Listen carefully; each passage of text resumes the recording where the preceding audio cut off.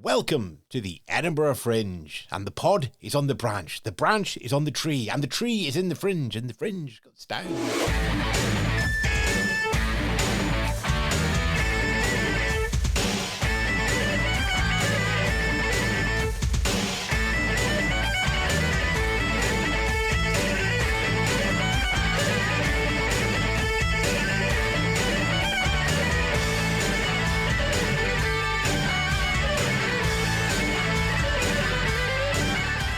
Good afternoon, good morning, good evening, wherever you are in the world.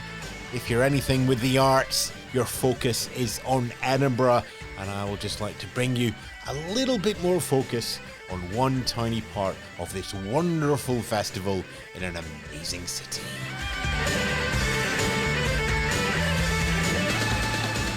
And it is all about the artists here at the shows. Yes, a lot of people would say it's also about the bank manager and the loan that you're able to carry for the show. But really it boils down to getting on stage and performing the arts and doing what you love.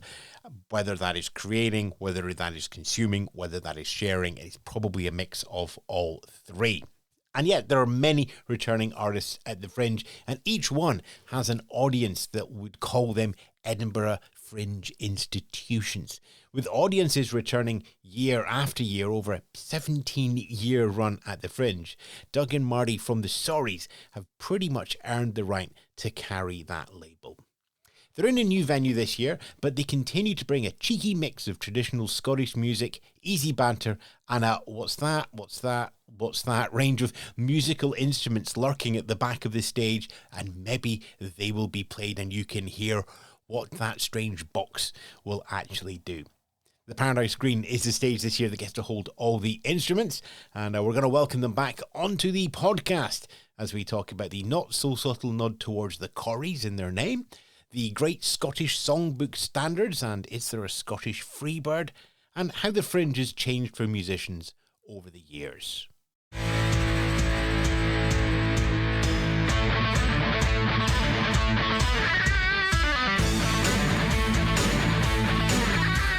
The whole world descends on Edinburgh when it is time for the Fringe, but it is also a place for homegrown talent, and to remind everybody just how Scottish this festival is, a very, very bad tribute band who put the apology in their name. Welcome to, once again, the Sorries.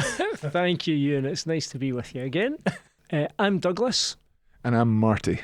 Well, the Sorries is basically a traditional Scottish folk duo. As you sort of intimated, we took our inspiration when we started about 20 years ago from the band the Corries, who had done a lot to popularise traditional Scottish songs in the 60s and 70s. And we got together, as I say, about 20 years ago, discovered that we were both brought up listening to the same songs, and thought no one's really doing that in that way, with a kind of a bit of a light-hearted, a fun approach to it. You know, it's all about getting the songs out there, getting people to join in, to participate, feel like they're part of the show in some ways almost. Yeah, actually, today was another example. Someone actually on the way out the show today said, "What a relief to be able to sing along. That was so great. I usually feel I can't." And just for your listeners, by the way, we're actually both sitting here in kilts, really. As I said, it's as Scottish can be. When you started it, did you expect 20 years, or was it just like a one-season thing? Well, when we started it, we had our first Fringe. Well, so this is our 17th Fringe. So we kind of just started and carried on. We kind of always said that if the audiences fell off and stopped coming, then that would become known as the last Fringe. but happily, they haven't done that yet. So we've been going and having a great time doing it, I think, every year. It's even, you know, obviously there was a year with COVID off, but then we came and did the kind of the tiny Fringe that was the kind of COVID recovery Fringe. And that was a lot of fun, because although it was very strange, but it was great in its own way. That year in particular, people couldn't sing along, so we were going, stamp your feet or clap along or so. But again, that participation thing is really important. But as Marty says, we started just to see how it would go. We'd actually both been involved in fringes even before that in certain ways, but then we just thought, well, it seems like the kind of time to try and push it a little bit and see how the Fringe would react to having us. You're trying to get me to mention Martin's Jazz Trio and Gecko, and we're not going there. No. I remember the comments when I mentioned that once, Martin. I believe it was, I listened to Gecko 3. Thank you. You've never seen so much sarcasm drip out a comment on a podcast. I think it's very hard to sell how sarcastic someone's being in print. I'm going to choose to take that seriously. Are you still both doing music though outside of the Sorries? Yeah, I'm still doing kind of solo stuff, writing songs and recording. Done a little bit of producing as well in recent times. But yeah, certainly the Sorries is the main kind of live thing that we're doing, certainly. Yeah, Gecko 3 haven't actually broken up. We just haven't actually played together for 2 years, and it's not for want of trying. There is now a sigh of relief somewhere out. Harsh. But I think that speaks also to the Sorries music, which is the love of music that comes through. And as you said there, the audiences are singing along. How many in the audience have the association with the Corries? Because growing up I had it, but that was, a few score year and 10 ago. Yeah, well, as I say, we started 20 years ago, so that has definitely lessened over the years as, to put it harshly, the demographics have dictated that a lot of people that went to see the Corries, some of them aren't around anymore. So that's become a bit less of a thing. I think when we started, we thought everyone will know the Corries, whereas now we quite often have people saying, oh, and how did you come up with the name the Sorries? And I mean, to be fair, we're not really a tribute band in the sense of, people wouldn't look at us and go, oh, they're clearly trying to be the Corries. We don't have wigs or beards or well, not fake beards anyway. So that association is kind of not there as much as it was. But it's still strange. There's a lot of people still know these songs, but the Fringe in particular, when we're playing out with the Fringe, you maybe get more of a demographic that are more likely to know them. Although I have played for somebody bought a CD off us a couple of years back and said, I'm buying this for my husband because I've been married to him for 25 years and he's never sung a single word, and he sang practically throughout your entire concert. And I didn't know he knew any of these songs. So, people, and some of these stuff it's things from childhood and things like that. But the Fringe is different because obviously there's a lot more tourists around and there's a lot more people trying things out, just seeing whether they like it. It's kind of a much broader demographic. But everyone seems to have a good time and they seem to want to clap along and participate and sing if they get a chance and things like that. And it's a whole lot of fun. And plus you get to teach these people new songs that they maybe didn't know, or at least introduce them to them. There's a wide range in the Scottish Songbook over decades and centuries. How do you choose them? Sometimes, when we started, it was the songs that, as I say, we both had kind of grown up listening to. And as time's gone on, we've kind of delved a little bit further, and sometimes that's from like old, the joy of everything, all these old songbooks being online, things from the 1700s where you can go or maybe find a tune and then delve into it. So we do a bit of that, and again, it's from hearing other people sometimes play these songs. But find them, and I think one of the things that we enjoy is a creative aspect as well of taking these songs and going, right, what are we going to do with these? Can we put our own spin on them and, kind of make them a little bit, different, present them in a slightly different way maybe than people have heard them. We have to bear in mind our own limitations, that's the thing. So we have to rearrange some of them so that we can hit the notes. Which one of you is the most limited?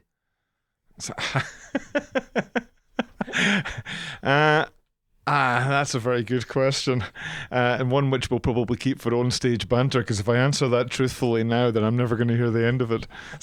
What about standards? Are there Scottish standards in the way that like the Great American Songbook has? I think so. Yeah, there are certainly some, and of course it's complicated with Scotland as well, because a lot of the Scottish standards people think are Irish songs, or indeed there are Irish songs which have become Scottish standards. Although that in itself is an old thing, because the kind of 18th century people would produce a songbook of the songs of Scotland, and it was the songs that people were singing in Scotland, which weren't all Scottish songs, if that makes sense. So there's a lot of things like Killiecrankie. Rattling Bog is a great example, though. That's an Irish song, and I'm not trying to claim it otherwise. And it's really popular in Scotland, and it always goes down a storm. So it's there's a lot of songs that, and some people, they don't hear them for a while, and then they go, "Oh, I was so pleased you played that one. I haven't heard that for years," and all that kind of thing. So it's lovely. Have you got any standards in the set, ones that you have to put in? Have you got your Smoke in the Water? Have you got your Freebird? Yeah, we do. And as Marty mentioned, Killiecrankie, that tends to be the song that we finish every set on, just because, I mean, it's funny, that was one of the songs I remember growing up, my dad singing. He was from very close to there, so he would sing it in the car and so a song that I always knew, and it was always one of my favourites. Whenever I heard anyone doing it, I was like, oh great, Killiecrankie. And I think actually a lot of people in the audience have that same reaction. So that's one. I think Wild Mountain Thyme is another one that, and that's a good one, especially for the Fringe, because lots of people from overseas know the song as well. So that's a little thing that they can grab onto, even if they don't know any of the other songs. So yeah, I'd say that those two. But there's a few as well that we put in regularly, but just not absolutely every show. Things like Johnny Cope is really, really popular, and there's a lot of the big stompers are popular. Dumbarton's Drums is a cracking song too, and a lot of people know it. And it's lovely when you can kind of hear the crowd. Dumbarton's Drums is funny because you hear the S's all the time in the crowd. Because it's a very quiet song, so everyone sings really quietly, but you can hear and they're singing along, and it's lovely. So are you mixing up the set every day to keep yourselves fresh, or do you lock it in for August? Yeah, it was sort of I wouldn't say the mistake, but the thing that we found the very first Fringe we did, we just came in and every day it was like, right, what are we doing for the set today?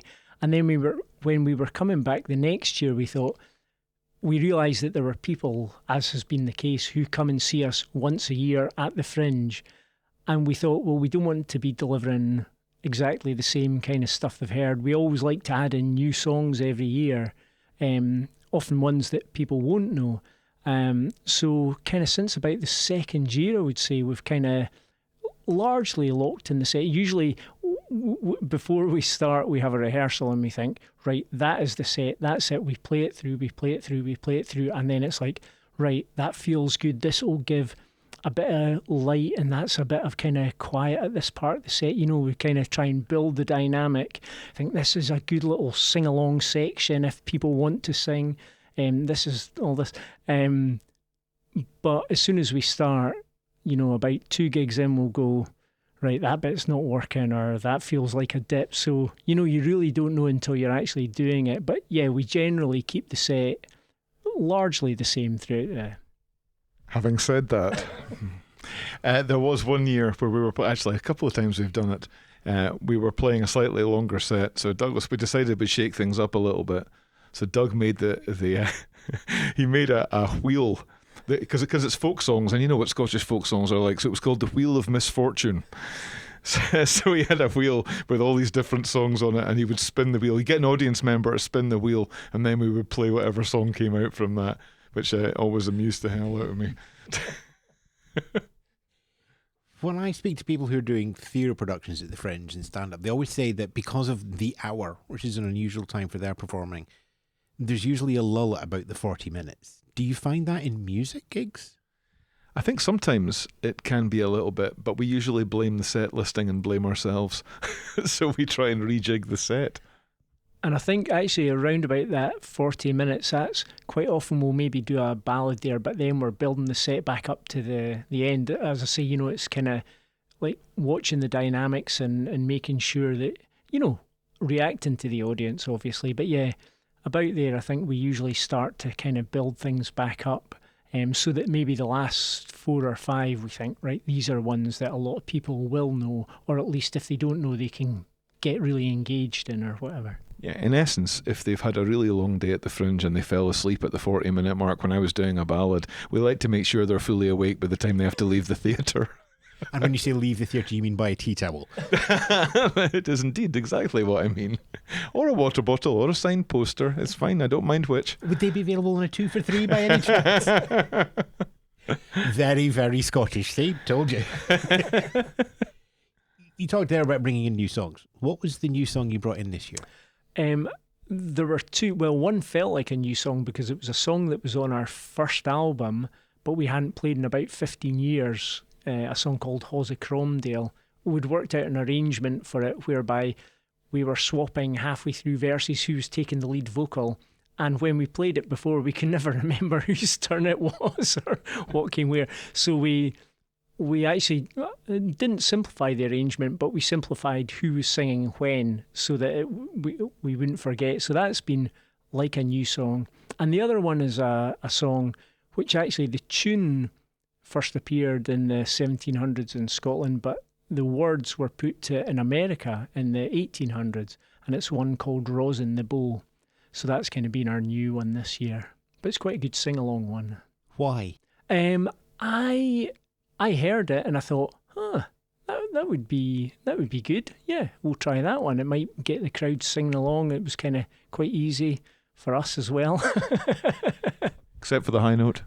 Except for the high note. That's why we ask everyone to sing that one so that they can cover up my poor vocal technique. And the audience there, many years at the Fringe, how many return? Have you become that guaranteed good show at the Fringe for people? There's certainly. Sorry. Are you that guaranteed I'm not going to be too disappointed show at the Fringe?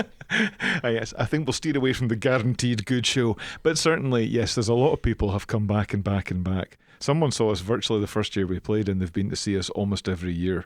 And there's a lot of people, our 7th, 8th, 9th time they've been to see us. And it's really lovely because you sort of see friendly faces in the crowd, and they're always, oh, that was great again, lads, or that's the best yet, or whatever, and and it's a lot of fun, and it's lovely to see people and see that they come back and they want to come back and sing along, and that's why, as Doug was saying, we try to mix it up a wee bit. Although if it's an annual trip, I don't suppose they're keeping a note of exactly what we play. Nearly 2 decades at the Fringe as professional musicians, as in somebody allegedly gives you money. How has the industry changed over those years for inside folk music? I'm not sure how it's changed within folk music. We know on a commercial level at the Fringe that in terms of when we started, we would sell CDs, and obviously that has completely tailed off. Well, not completely tailed off, but largely has tailed off, that people don't buy CDs now. So whereas that was something that we always did at the Fringe. In terms of the audiences, I think we've been pretty lucky. I think we got up to a sort of level and they've kind of stayed fairly level, but there's so much more music at the Fringe now than there was when we started. I mean, I was saying to Marty that the Fringe programme this year is like a telephone directory, except the old style telephone directory. There are so many shows on, but so many more music shows. I think the first year we did 2009, there seemed to be about 10 pages of music shows. It was, a huge amount of comedy and obviously the theatre as well. But yeah, and this year there's another 3 or 4 acts doing kind of Corries style stuff or explaining the Scottish folk songs and things like that. Not that we have a trademark on them or anything like that. Of course we don't. We're standing on the shoulders of others ourselves. But it's just there's an awful lot more. There's an awful lot more in that kind of space, as Doug was saying, with the tribute acts. Particularly, there's almost a whole section. There's whole venues devoted to it now. So certainly in the Fringe, it's certainly shifted. What about outside of the Fringe, the other 11 months of the year when you're performing? How's that landscape these days? It's been pretty good for us this spring, certainly. We did a spring tour, but again, it's variable. We do quite a lot of touring around kind of rural areas, so being kind of village halls and things like that. And it's variable, but there are still people out there who want to put on folk music and who want to do that. And of course, there's still quite a thriving folk club scene as well. I would say the other thing that I noticed anyway, I mean, it's only anecdotal, of course, but I would say that it's taken till this year or late last year for audiences to sort of recover to where they were post-COVID.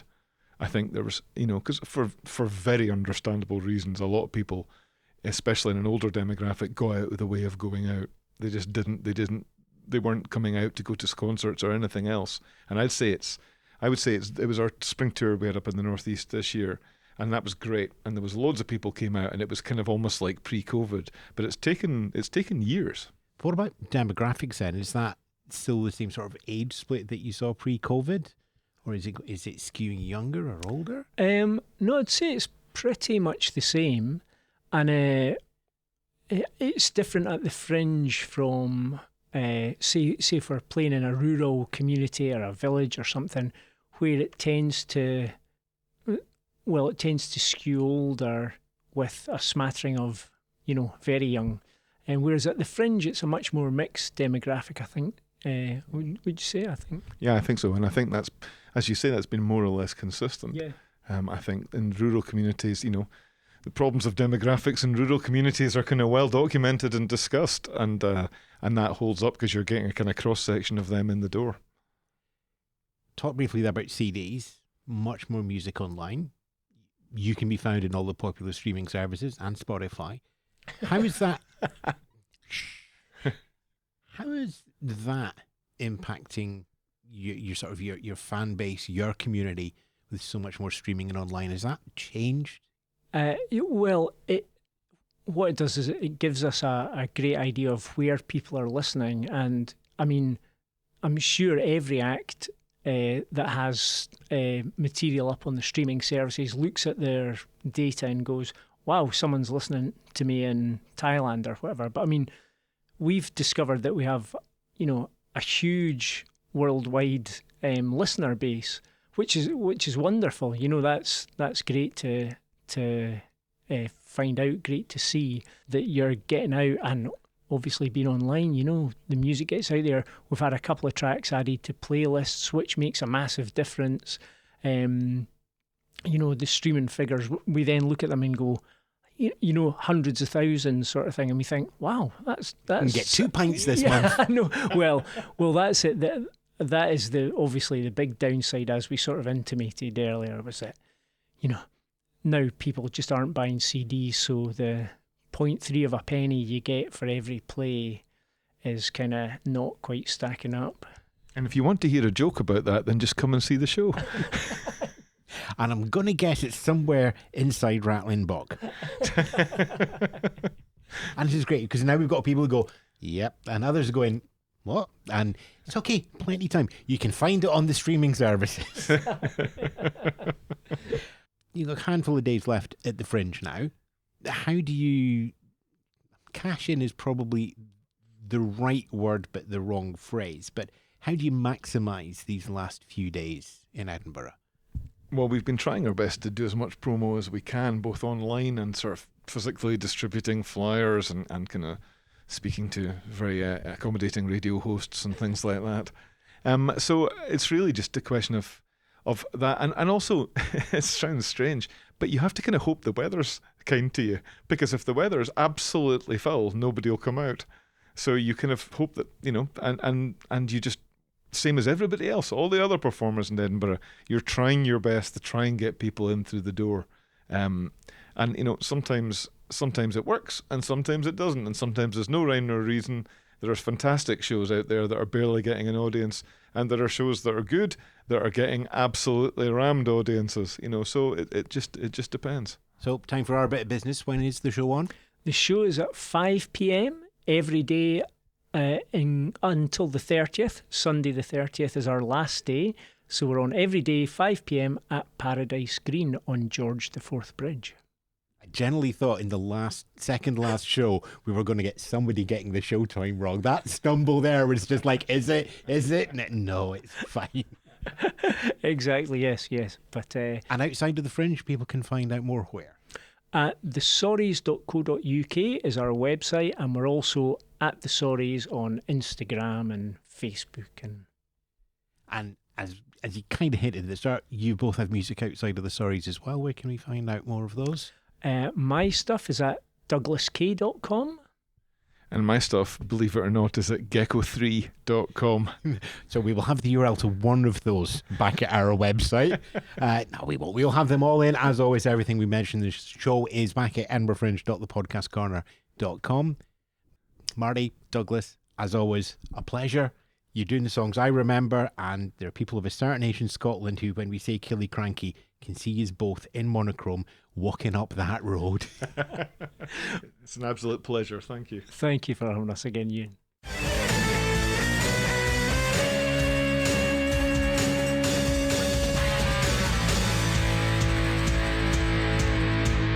It is a new venue for fans of the Sorries. It's the studio at Paradise in Augustine's. It's that big curved door just opposite the Greyfriars Bobby statue on George IV Bridge and Chambers Street. 5 p.m. right through until Sunday at the Fringe. Links, of course, edinburghfringe.thepodcastcorner.com, as well to the Sorries on Instagram, their website, Douglas's website, Marty's Gecko 3. Look, I'll be honest, I do have that album on the CD, and it's a really nice bit of Scottish jazz, but it's quite a narrow landing for your taste buds, shall we say. But look, this is the thing. What works for many people doesn't necessarily work for everybody. And the great thing about art is finding what you love, taking a chance, taking a risk, and even if it's not something you would normally think that you would enjoy, you will always find a surprise.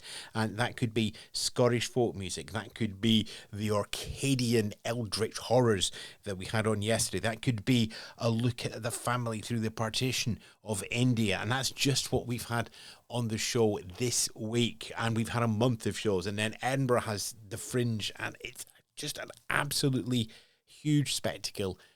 And there is something in the city for everybody, and I guarantee you, if you keep your ears open and your eyes awake and listening, I've got that the wrong way around. It is the end of August, but you will find something that clicks with you. And if you haven't, well, just buy another ticket. Go again. Does that work? Brilliant. I'm off to do that just now. Catch you tomorrow.